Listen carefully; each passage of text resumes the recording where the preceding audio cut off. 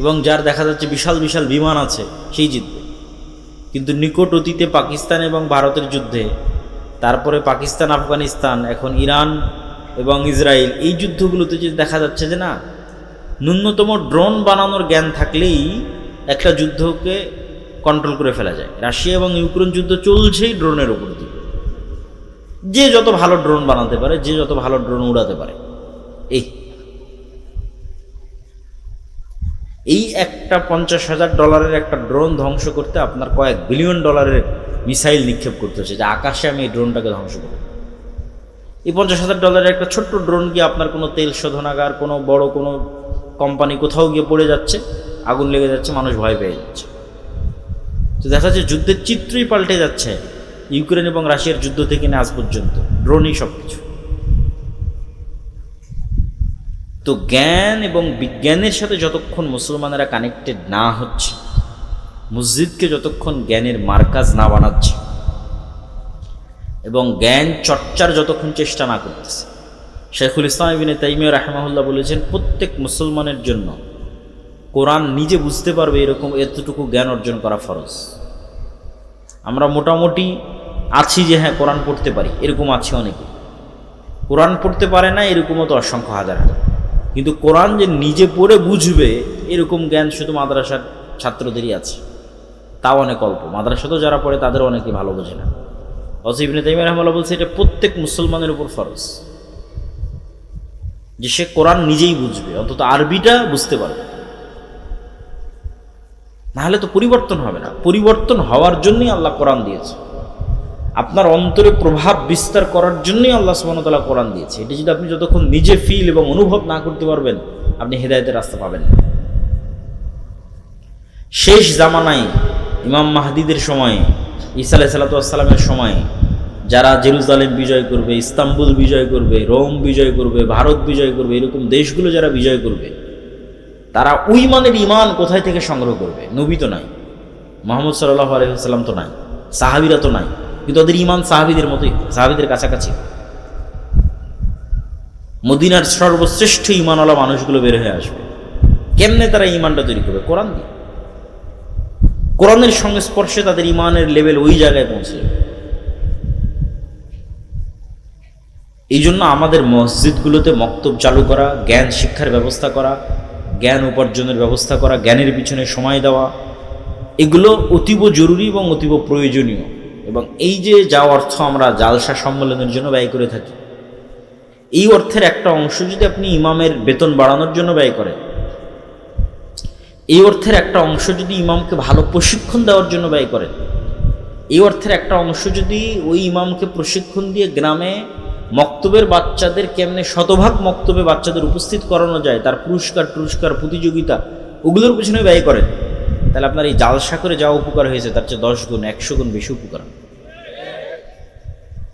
শুধু এই ছোট্ট ছোট্ট পদক্ষেপগুলো, যে না আমার মসজিদের ইমাম হবে খুবই যোগ্যতা সম্পন্ন, ফলত একটা ভালো বেতন দিতে হবে, এই ইমাম সাহেবকে আমি আরও অনেক ট্রেনিং করাতে চাই, ইমাম সাহেবকে আমি মসজিদে মক্তব চালাতে চাই, গ্রামের সব বাচ্চা যেন এই মক্তবে আসে, তার জন্য বিভিন্ন রকমের পুরস্কার, চকলেট ইত্যাদি, সাইকেল ইত্যাদি বিতরণের ব্যবস্থা করতে চাই, যাতে পুরো গ্রামের একটা বাচ্চাও কোরআন এবং দ্বীনের জ্ঞান থেকে দূরে না থাকে।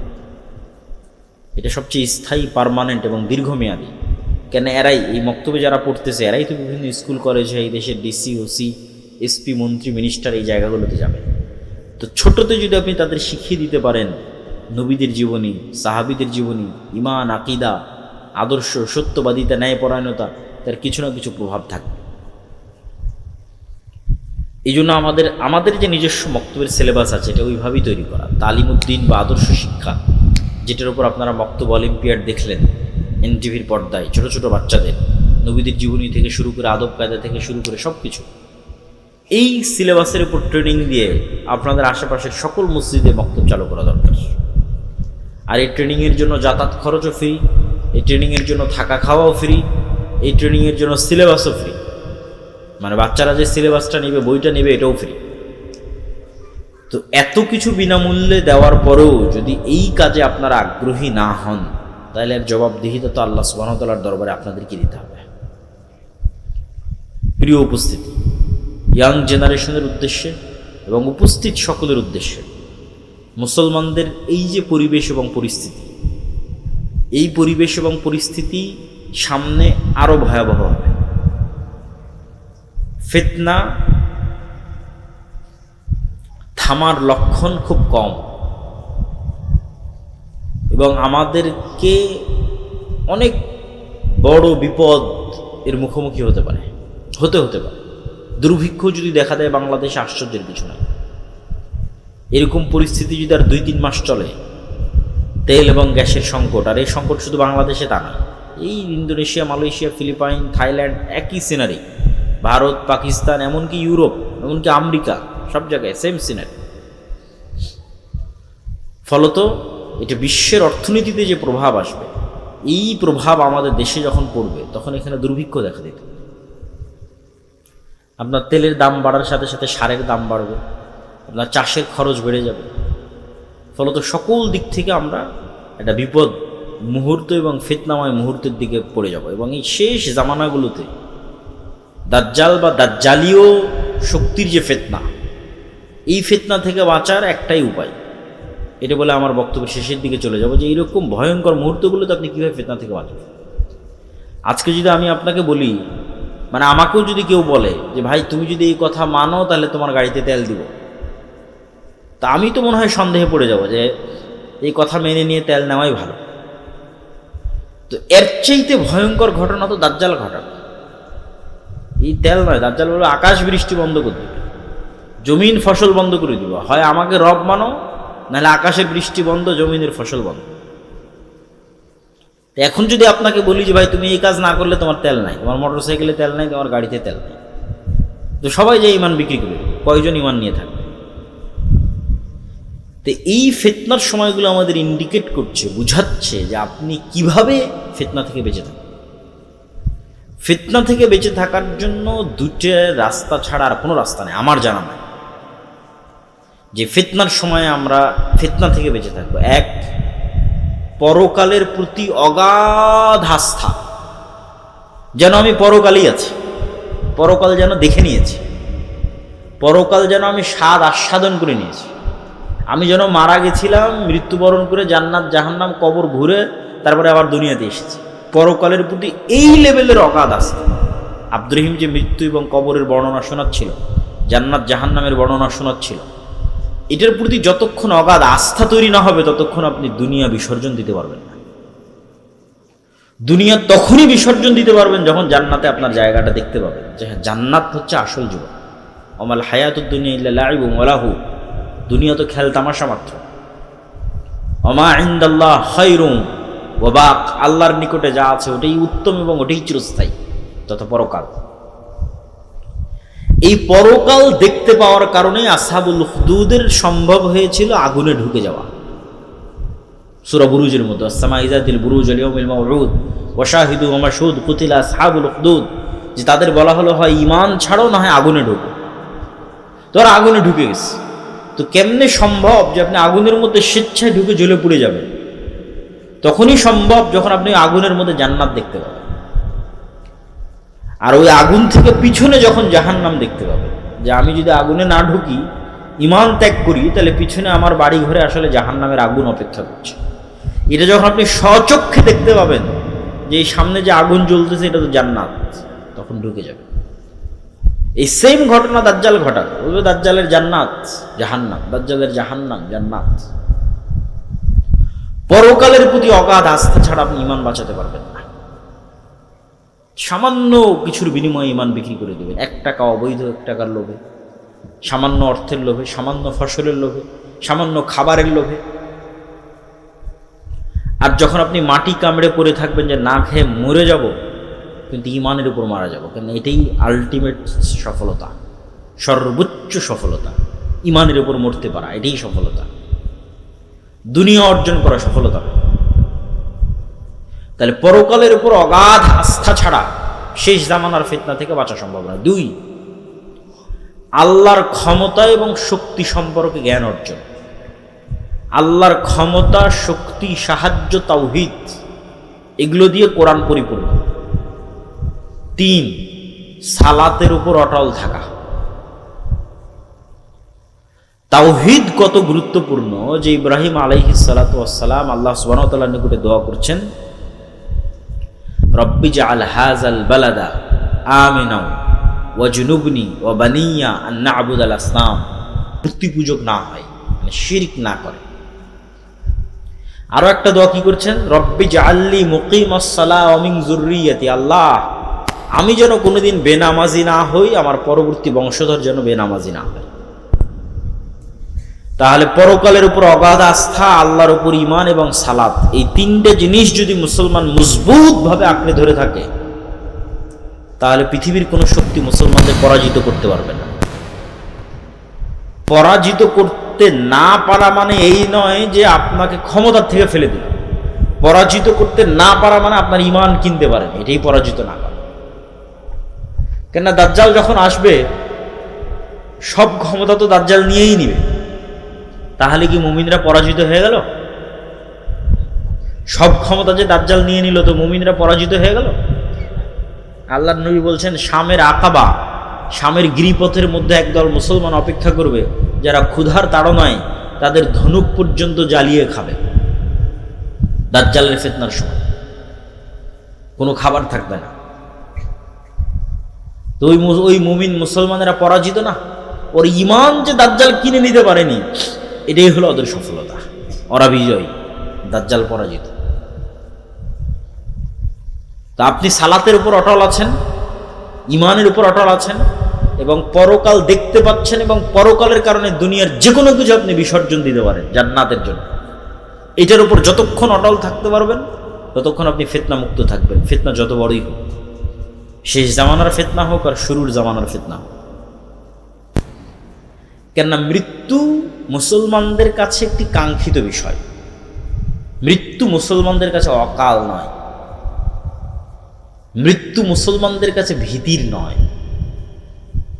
মৃত্যু মুসলমানদের কাছে ছটপট করে বাঁচার জন্য নয়, মৃত্যু মুসলমানদের কাছে অগ্রিম প্রস্তুতি, মরা ব্যর্থতা নয়। যার 200 মানুষ মারা গেল, 5000 মানুষ মারা গেল, 72,000 মানুষ গাজায় মারা গেছে, এটা ব্যর্থতা নয়। মরার জন্যই তো পৃথিবীতে আসা হয়েছে। পৃথিবীতে তো আমরা এসেইছি মরার জন্য। যদি মরা এতই ভয়ঙ্কর ভয়াবহ কিছু হতো, তাহলে সাহাবীরা আর জিহাদ করতেন না, রাসূল সাল্লাল্লাহু আলাইহি ওয়াসাল্লাম আর জিহাদ করতেন না, যুদ্ধ করতেন না, শহীদ হতেন না। তো যুদ্ধ অবতীর্ণই হয়েছে শহীদ হওয়ার জন্য। তাহলে মৃত্যু অত্যন্ত স্বাভাবিক এবং অতিকাঙ্ক্ষিত একটি বিষয়, যদি সেটি নাফসে মুতমাইন্না হয়। ইরজিই ইলা রাব্বিকি রাযিয়াতাম মারজিয়া, যে প্রস্তুত আল্লাহর সাথে সাক্ষাতের জন্য, যে প্রস্তুত আল্লাহর কাছে ফিরে যাওয়ার জন্য। অর্থ এটাই আনন্দ যে সে মৃত্যুবরণ করবে, এটাই তো আনন্দ। কেন আজ থেকে 10 দিন পর তো মৃত্যুবরণ করতেই হবে, আজ থেকে 50 দিন পর তো মৃত্যুবরণ করতেই হবে।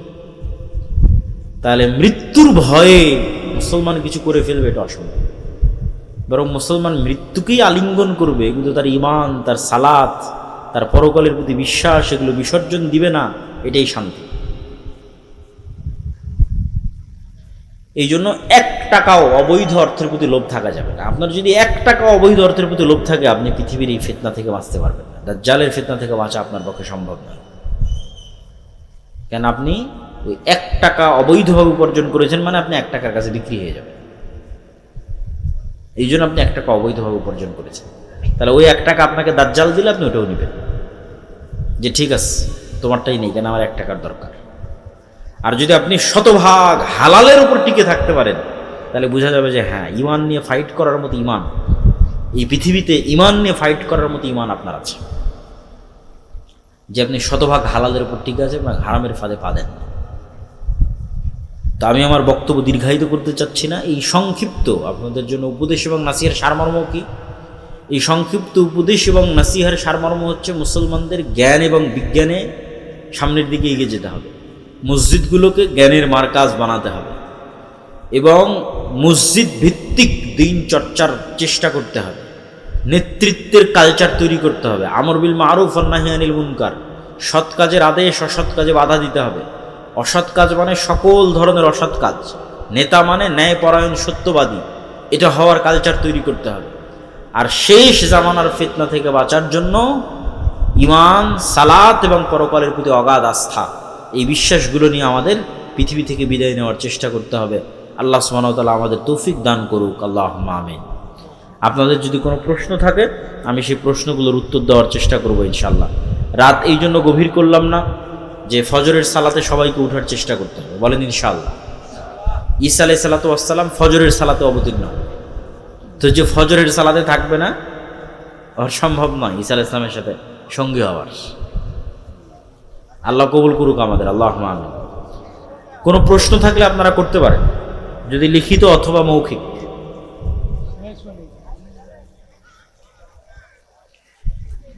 আপনারা হইচই না করে একটু, আচ্ছা, আল্লাহর পথে যাত্রা এই বইটা লেখাই হয়েছে ঈমান মজবুত করার জন্য। যদি থাকে, আমি জানি না আছে কিনা, গাড়িতে যদি থাকে বইটি নেওয়ার চেষ্টা করতে পারেন।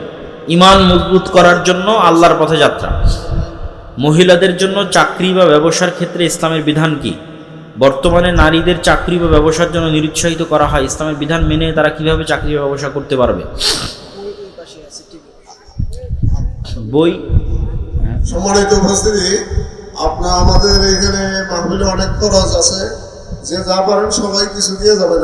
পশ্চিম পাশে টেবিল আছে, সবাই ওনাদের মাহফিল আয়োজনের জন্য অর্থনৈতিক সহযোগিতা করবেন। ভাইয়েরা একটা 7 শতক না 8 শতক জায়গা নিয়েছে, সেখানে ওয়াক্তিয়া মসজিদ করতে চায়, মক্তব চালু করতে চায়। ফলত আপনাদের পক্ষে সম্ভব হলে অবশ্যই সহযোগিতা করবেন, আল্লাহ কবুল করুন। অর্থনৈতিক ইবাদত খুবই গুরুত্বপূর্ণ। মেয়েরা কয়েকটা শর্তে চাকরি করতে পারে। 1, যদি স্বামী অনুমতি দেয়। 2, যদি পর্দা রক্ষা হয়। 3, যদি সন্তান সন্ততির ক্ষতি না হয় লালন পালনে, যদি বিষয়টা হালাল হয়। এগুলো সবগুলো মিললে এবং যদি প্রয়োজন থাকে সেক্ষেত্রে মেয়েরা চাকরি করতে পারে। ফরজ নামাজে এবং ফ্রি মিক্সিং না থাকে। ফরজ নামাজে কেউ যদি পরে সামিল হয় সেক্ষেত্রে সে কি আল্লাহু আকবার বলে তাকবীরে তাহরিমা দিয়ে হাত বেঁধে পরে ইমাম যে অবস্থায় আছে সে অবস্থায় যাবে, নাকি শুধু আল্লাহু আকবার বলে ইমামের হালাতে সামিল হবে? রাসূল সাল্লাল্লাহু আলাইহি ওয়াসাল্লামের আদেশ অনুযায়ী বোঝা যায় সরাসরি ইমাম যে অবস্থায় আছে সেখানে সামিল হবে। ইসলামী মাহফিলের শ্রোতারা বাদাম খায় আর ওয়াজ শুনে, ইসলামের দৃষ্টিতে এটা কি জায়েজ? কোনো সমস্যা নাই। রাসূল সাল্লাল্লাহু আলাইহি ওয়াসাল্লাম বা তার সাহাবীরা দিনের কথা বলার সময় এরকম কিছু করতেন কিনা? দিনের কথা মনোযোগ দিয়ে শোনার ক্ষেত্রে এই ধরনের কাজ থেকে বিরত থাকতে পারে, কিন্তু এটাকে সরাসরি হারাম বলা যাবে না। হারামের মতো কিছু নয় এটা। আমি আমার স্বামী সালাত আদায় করি, কিন্তু আমার সন্তানরা সালাত আদায় করে না, তাদের কারণে কি আমরা জাহান্নামে যাব? প্রথমত আপনার সন্তানদের সালাত আদায় শিখাতে পারেননি, সালাত আদায়ের অভ্যাস গড়তে পারেননি, এটা আপনার ব্যর্থতা। এটা আপনাকে স্বীকার করতেই হবে। বই এত পরে নিয়ে আসলে হবে? ড্রাইভার কই গেছে? তো তোমরাই বিক্রি করো, তোমরাই ছেড়ে, ওই গায়ে যেটা আছে ওটাই ধর। মানুষজন যেহেতু নিতে আসছে না, মানুষজনকে ফিরাবা কেন?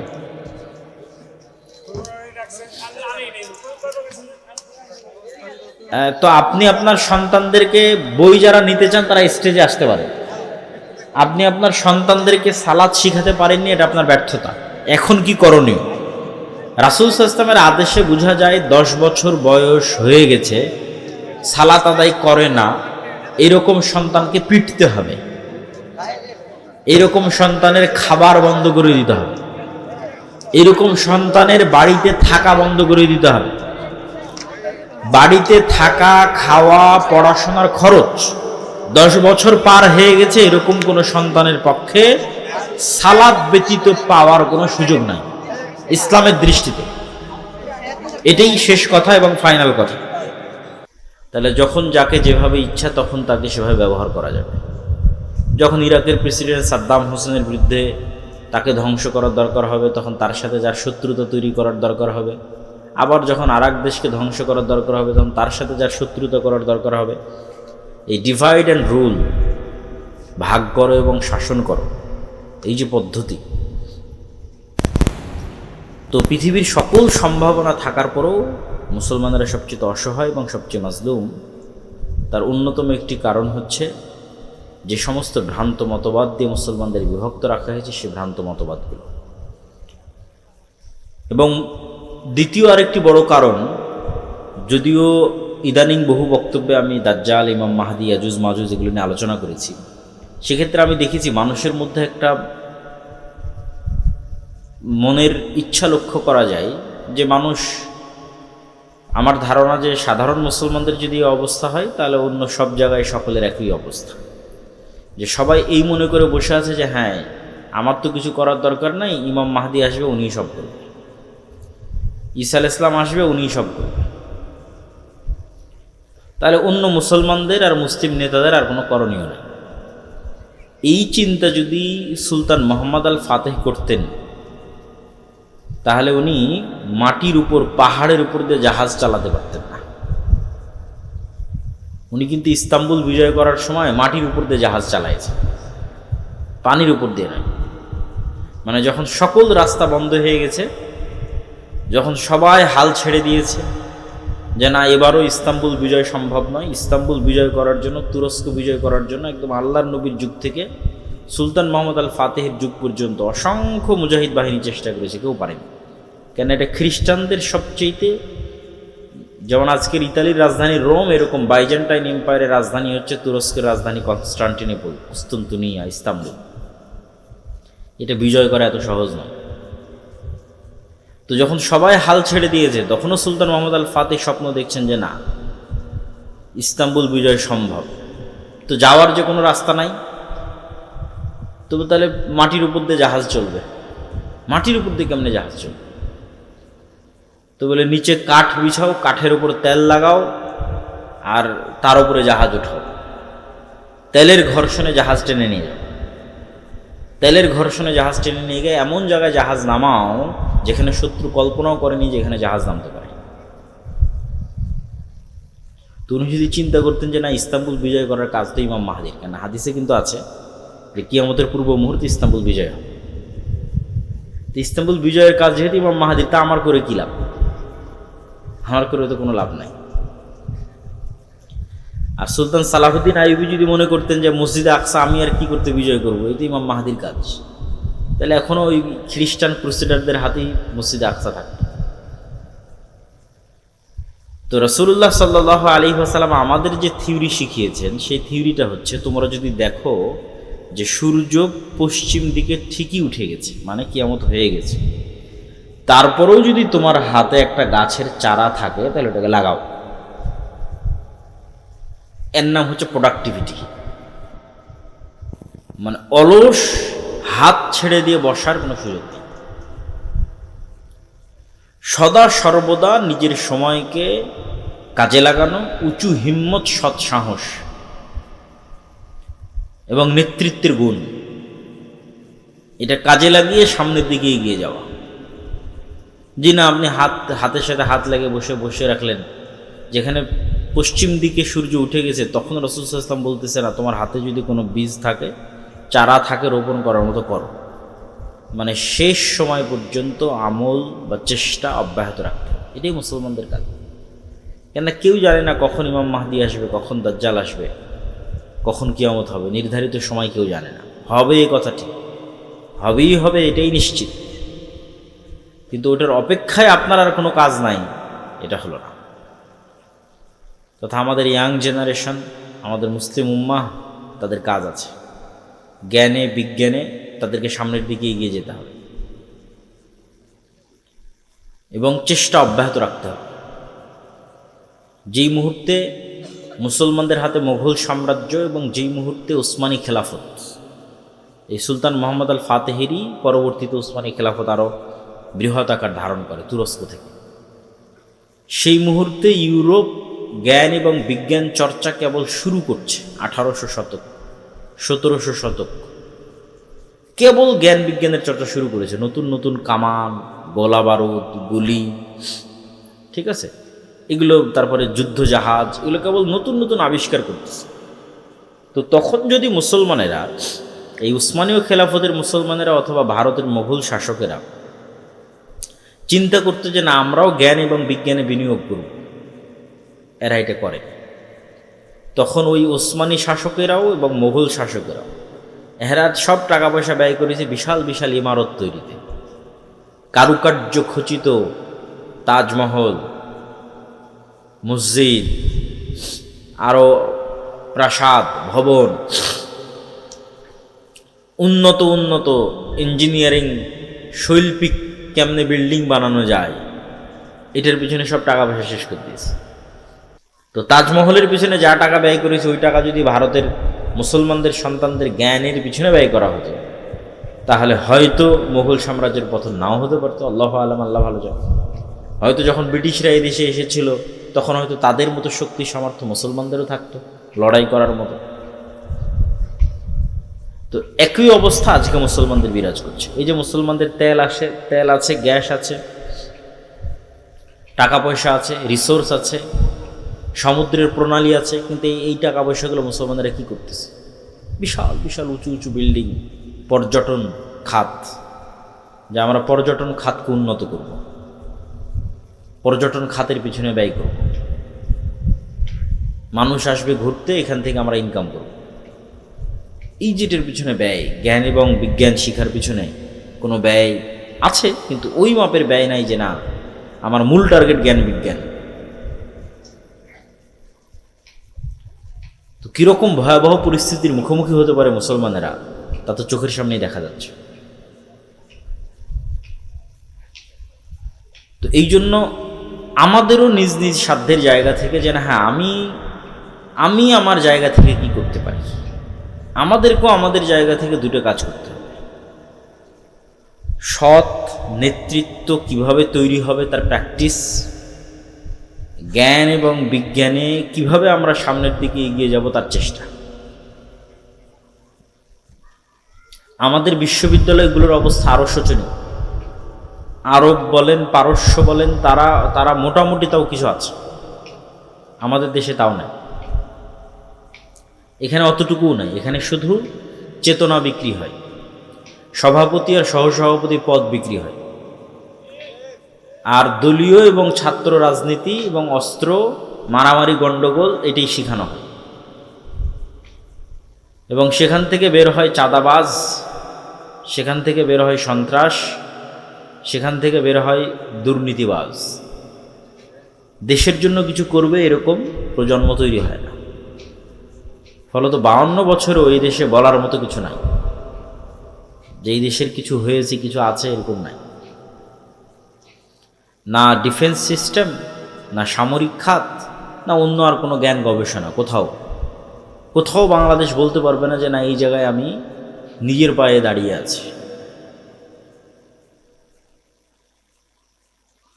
তো এই যে আমাদের ভয়াবহ অবস্থা, এটার থেকে বের হওয়ার জন্য পড়াশোনা, জ্ঞান বিজ্ঞান এবং নেতৃত্বের গুণাবলীর বিকাশ কিভাবে হবে? আগের বহু বক্তব্যে তুলে ধরা আছে যে সত্যবাদিতা এবং ন্যায়পরায়ণতাই হচ্ছে নেতৃত্ব বিকাশের একমাত্র রাস্তা। যে কোনো মানুষ চিন্তা করবে যে আমি শতভাগ সত্য বলবো এবং শতভাগ ন্যায় প্রতিষ্ঠা করব, সেই নেতা। প্রথমে কোথায় করতে হবে? প্রথমে পরিবারে, তারপরে কোথায় করতে হবে? আশেপাশে। পরিবারে আমি আমার স্ত্রীকে হক দেই না, মানে আমি নেতা নই, আমার মধ্যে নেতৃত্বের যোগ্যতা নাই, আমাকে দিয়ে আল্লাহ সুবহানাহু ওয়া তাআলা নেতৃত্বের খেদমত নেবেন না। বাবা মায়ের কথা শুনি না, বাবা মায়ের হক আদায় করি না, মানে আমি নেতা নই।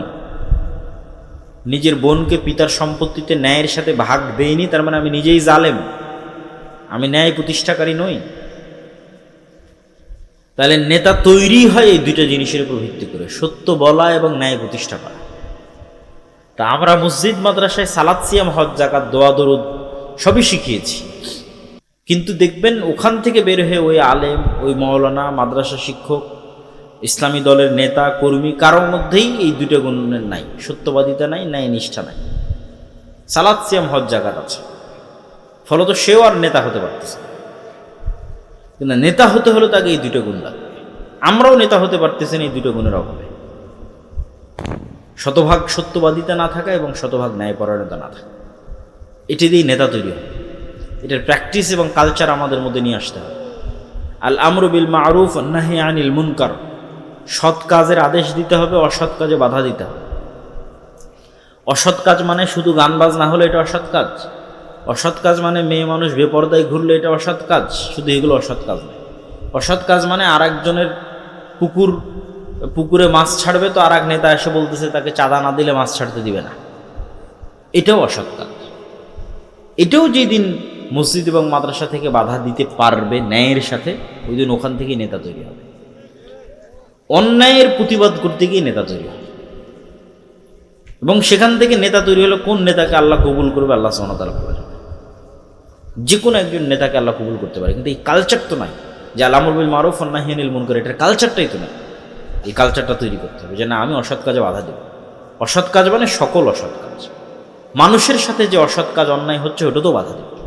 এই বাধা দিতে গিয়ে আপনি নেতা হয়ে যাবেন, আর বাধা না দিয়ে চুপচাপ থাকবেন, কোনোদিন নেতা হতে পারবেন না, নেতা হওয়া সম্ভব না।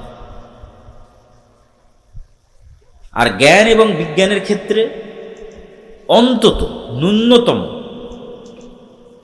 আমাদের যে মসজিদগুলো আছে, এই মসজিদগুলোকে তো আমরা অন্তত জ্ঞানের কেন্দ্র তৈরি করতে পারি। ইসলামে মসজিদ শুধুমাত্র 5 ওয়াক্ত সালাতের জন্য তারপর বন্ধ, এরকম ইতিহাস নাই। রাসূল সাল্লাল্লাহু আলাইহি ওয়াসাল্লামের যুগেও ছিল না, তার আগেও ছিল না। ইসলামে মসজিদই হচ্ছে সোশ্যাল কালচারাল সেন্টার, এবং এটা আমি আরও ভালোভাবে ফিল করেছি। ইউরোপ এবং আমেরিকায় অনেক জায়গায় দেখবেন মসজিদ নামে অনুমোদন নাই, সব জায়গায় কালচারাল সেন্টার নামে অনুমোদন। Islamic cultural centre, Mohammadia cultural centre, সালাফি কালচার, ওটা কিন্তু মসজিদ। কিন্তু গভর্নমেন্ট থেকে পারমিশন নিয়েছে কি হিসেবে? কালচারাল সেন্টার হিসেবে। তার মানে গভর্নমেন্টের দৃষ্টিতে এই মসজিদটা একটা কালচারাল সেন্টার। এইটাই ইউরোপ আমেরিকার গভর্নমেন্টের রুলস অনুযায়ী, যে হ্যাঁ এটা একটা কালচারাল সেন্টার, মুসলমানরা তাদের কালচার প্র্যাকটিস করবে কোথায়? মসজিদে, ফলত এটা কালচারাল সেন্টার, কমিউনিটি। কিন্তু আমরাই সেই মসজিদকে বানিয়ে দিয়েছি যে না, এখানে শুধু 5 ওয়াক্ত সালাতের পর এটা অফ হয়ে যাবে, অথবা শুধু লাশ বহনের খাটলি থাকবে, অথবা শুধু ঈদুল ফিতর এবং ঈদুল আজহায় গোস্ত এবং চাউল বন্টন হবে। কিন্তু আসলে হওয়া উচিত ছিল, মসজিদের সবচেয়ে বড় কাজ হওয়া উচিত ছিল যে মসজিদে শিক্ষার ব্যবস্থা থাকবে, জ্ঞান বিতরণের ব্যবস্থা থাকবে। ইসলাম যতটা জ্ঞান ভিত্তিক দিন, আর পৃথিবীতে কোনো দিন এতটা জ্ঞান ভিত্তিক নয়। কোরআন যতটা জ্ঞান ভিত্তিক কিতাব, পৃথিবীতে আর কোনো কিতাব এত জ্ঞান ভিত্তিক নয়। কিন্তু হতভাগা আমরা, যে আমরাই মুসলমান হয়ে কোরআন পড়ে জ্ঞান থেকে দূরে চলে গেছি, জ্ঞান চর্চা থেকে দূরে চলে গেছি। ইসলামী দল বলেন, সংগঠন বলেন, ইয়াং জেনারেশন বলেন, সবাই জালসা করতে পারদর্শী, মিছিল করে লিল্লাহে তাকবীর আল্লাহু আকবার দিতে পারদর্শী, জীবন দিতে পারদর্শী। ভাই আমি আল্লাহর জন্য আল্লাহর রাস্তায় জীবন দিতে চাই, কিন্তু জ্ঞানী এবং যোগ্য হতে চায় না। আল্লাহর রাস্তায় জীবন দিয়ে দিবে, কিন্তু জ্ঞানী যোগ্য হবে না। তা আল্লাহর রাস্তায় জীবন তো আগেও দিয়েছ, এখনো দিচ্ছ, পরেও দিবা, কিন্তু জুলাইয়ে জীবন দিয়ে ক্ষমতা কারা নিয়ে গেছে? তোমার উত্তরসূরিরা না। কেন? তোমার উত্তরসূরিরা যোগ্য ছিল না, জ্ঞানী ছিল না। যারা জ্ঞানী এবং যোগ্য ছিল, বামপন্থী, ওরা নিয়ে গেছে। তাহলে জীবন দিয়ে কোনোদিন ক্ষমতা পাওয়া যায় না। তুমি জীবন দিবা, ক্ষমতা আর একজন নিয়ে যাবে। তাহলে তোমাকে ওই যোগ্যতা এবং জ্ঞানের জায়গাগুলোতে ঢুকতে হবে। তোমার মিডিয়া কোথায়? মুসলমানদের পক্ষে কথা বলবে, এই মিডিয়া কই? এই মিডিয়ার জন্য তো আর জীবন দেওয়া লাগবে না, এই মিডিয়া তৈরি করার জন্য জ্ঞান এবং যোগ্যতা লাগবে। মুসলমানদের একটা ইংরেজি মিডিয়া থাকবে, আরবি মিডিয়া থাকবে, সেটা কই? এটার জন্য জীবন দেওয়া লাগবে না, এটার জন্য জ্ঞান এবং যোগ্যতা লাগবে। ব্রাকের মতো মুসলমানদের কোনো অর্থনৈতিক প্রতিষ্ঠান নাই, কই? এটার জন্য জীবন দেওয়া লাগবে না, জ্ঞান এবং যোগ্যতা লাগবে। এবং আজকেও যে ফাইটটা হচ্ছে পৃথিবীতে, দেখা যাচ্ছে যে একটা সময় মনে করা হতো যে যার হয়তো শুধু পারমাণবিক অস্ত্র আছে সেই যুদ্ধে জিতবে, এবং এটাই যুদ্ধের একমাত্র লাস্ট রেজাল্ট।